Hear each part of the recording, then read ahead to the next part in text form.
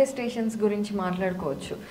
చాలామంది చెప్తూ ఉంటారు బ్రెయిన్కి మనం అనుకున్నది రియాలిటీలో తీసుకురాగల పవర్ ఉంది, మనం మేనిఫెస్ట్ చేయగలం అని అంటూ ఉంటారు కదండి.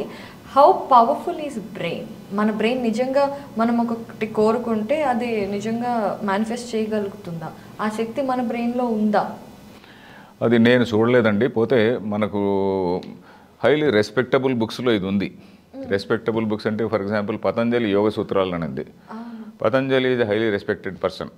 ఎందుకంటే ఆయన చాలా సైంటిఫిక్గానే పోతుంటాడు. పతంజలి పుస్తకంలో మొట్టమొదటిది సమాధి పాదం అంటారు. సమాధి అంటే అసలు how many types, what are the types of samadhi అని చెప్పని ఇవన్నీ సంప్రజ్ఞాత సమాధి, ఇట్లా రకరకాల నిర్వికల్ప సవికల్ప రకరకాల స్టేజెస్ ఆఫ్ సమాధి, how mind has to be focus, ఇట్లాంటివన్నీ ఉన్నది. రెండవ దానిలో సాధన పాదం. సాధన అంటే how one has to progress అనేటువంటిది. వాట్ ఆర్ ది స్టెప్స్, యమ నియమ ఆసన ఇట్లాంటివన్నీ చెప్తుంటారు కదా, ఇవన్నీ కూడా. మూడవ పాదంలో ఈ విభూతులు అంటారు. విభూతులు అంటే ఏంటంటే విభూతి పాదం అంటారు. ఇట్లాంటి ఈ మెరకల్స్ ఇవన్నీ కూడా చెప్తారనమాట. మెరకల్స్లోనే ఇక్కడి నుంచి శంకరాచార్యులు ఎక్కడో ఆకాశంలో ఎక్కడెక్కడికో మండన మిశ్రుడు ఇంటికి వెళ్ళాడు, లేకుంటే ఒక బాడీలో నుంచి ఇంకో బాడీలోకి ప్రవేశించాడు, ఇవన్నీ కూడా ఉన్నాయి అనేటువంటిది. పరకాయ ప్రవేశము ఇట్లాంటివన్నీ అక్కడ చెప్పారు. మరి ఇంత రెస్పెక్టబుల్ టెక్స్ట్లో ఇవన్నీ ఉన్నాయి. ఆయన మళ్ళీ దానికి ఒక లాజిక్ కూడా చెప్పాడు. దానికి ఒక లాజిక్ చెప్పాడు. మీరు ఇందాక చెప్పారు కదా మనసును ఫోకస్ చేయడం అన్నారు కదా, ఆ ఫోకసింగ్ అనే దానికి అక్కడ యోగ సూత్రాలు సంయమ అంటారు. సమ్ అనకూడదు, మరి శాదస్తులు అయితే సంయమ అంటారు. సంయమ అంటే వీడికి ప్రొనౌన్సియేషన్ రాదంటారు, అందుకని నేను సంయమ అన్నాను. సో సా పక్కన సున్న ఉంటుంది. సో అది ఏంటంటే ధారణ, ధ్యానము, సమాధి ఈ మూడు కలిస్తే దాన్ని సంయమ అంటారు. ధారణ అంటే ఫోకసింగ్, ధ్యానం అంటే మెడిటేటింగ్.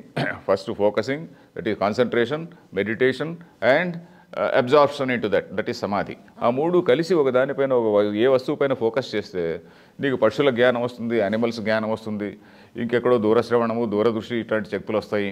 సో ఇవన్నీ కూడా in highly respectable text it is there. So మన వాళ్ళు ఎవరన్నా ప్రాచీనులు ప్రాక్టీస్ చేసి ఉండొచ్చు, వాళ్ళకి ఏమన్నా ఉండిండొచ్చు, నేను కాదనలేను. పోతే నేను మాత్రం చూడలేదండి. But it is there in highly respectable text. అదే మనసుకు ఫోకసింగ్ పవర్ ఉంది అని మాత్రం నమ్ముతాం. అంతో ఇంతో మనం తీవ్రంగా ఒక దాని గురించి మనం కోరుకుంటే కొంతవరకు రిజల్ట్ రావచ్చు అనేటువంటిది నేను కూడా నమ్ముతాను. అంటే మనం ఒకటి కోరిక మనకి ఇది కావాలనుకుంటేనే కదా we will do the action towards it. So focus is important అని చెప్పి అయితే నేను పరమహంస యోగానంద పుస్తకం చదివినప్పుడు అందులో ఆయన ఫస్ట్ అల్టిమేట్ ఎక్స్పీరియన్స్ ఏదైతే ఉంటుందంటే గుడిలో కూర్చున్నప్పుడు ఆత్మ ఎప్పుడైతే మీరు అన్నట్టుగా సంయమ అయినప్పుడు ఆయనకి గోడ అవతల గుడి బయట జరుగుతున్న విషయాలు కూడా కనిపించి ఆ అవేర్నెస్ వచ్చింది అని అంటాడు. అలాంటి అవేర్నెస్ రావాలి అంటే మనిషి ఎలాంటి ప్రాక్టీసెస్ చేయాలి? అంటే ఇప్పుడు మనం ఆ యోగ సూత్రాలు ఆ 3rd చాప్టర్ అని చెప్పాను చూడండి, అది మీరు చాలా సీరియస్గా చదవడమే కాకుండా ప్రాక్టీస్ చేయాలండి. అది ఇండియాలో ఎవరైనా చేస్తున్నారో లేదో నాకు తెలీదు.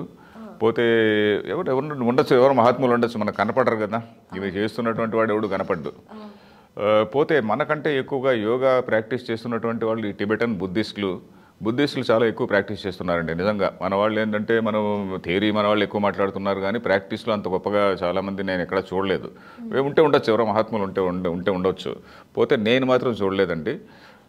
పోతే దాన్ని నేను ఐ డోంట్ ఈవెన్ డిస్మిస్, అది లేదు అని మాత్రం నేను అనలేను. ఎందుకంటే చాలా హైలీ రెస్పెక్టబుల్ సోర్సెస్లో ఉన్నది కాబట్టి వాళ్ళు ప్రాక్టీస్ చేసి ఉండొచ్చు కూడా. మనస్సుకు ఆ శక్తి ఉన్నది అనేటువంటిది మనం యాక్సెప్ట్ చేయాల్సిందే. సో మన మైండ్ ఏదో చాలా వీక్ మైండ్ కాబట్టి అక్కడ ఫోకస్ చేయడం లేదు. మనకి ఏముందండి, మనకు స్ట్రెంగ్త్, మన మైండ్కి ఏమి స్ట్రెంగ్త్ లేదు. మనం ఏది చూసినా కూడా దానికి అట్రాక్ట్ అయ్యి వెళ్ళిపోతుంటాము. సో మన మైండ్కి ఏం స్ట్రెంగ్త్ లేదు. సో దాన్నే ఇప్పుడు నియమ ఆసన ఇవన్నీ చెప్పారు కదా. సో మనకి ఏమి స్ట్రెంగ్త్ లేదు. సో కాబట్టి మన ఇంద్రియ నిగ్రహం ఉంటే ఎక్కడుంది, మనకు ఏమీ లేదు. సో ఇవన్నీ ఉంటే నీకు అది వస్తుంది అంటారు. సో ఆ ఇంద్రియ నిగ్రహం మనకి ఎప్పుడు వస్తుంది? ఒకవేళ నిజంగా నిగ్రహం అవన్నీ ఉండి దానిపైన ఫోకస్ చేసిన వాడికి అది వస్తుందేమో మనకు తెలియదు. సో అలాంటివి ఉండొచ్చు, గొప్పవాళ్ళు అన్నా ఉండొచ్చు అండి.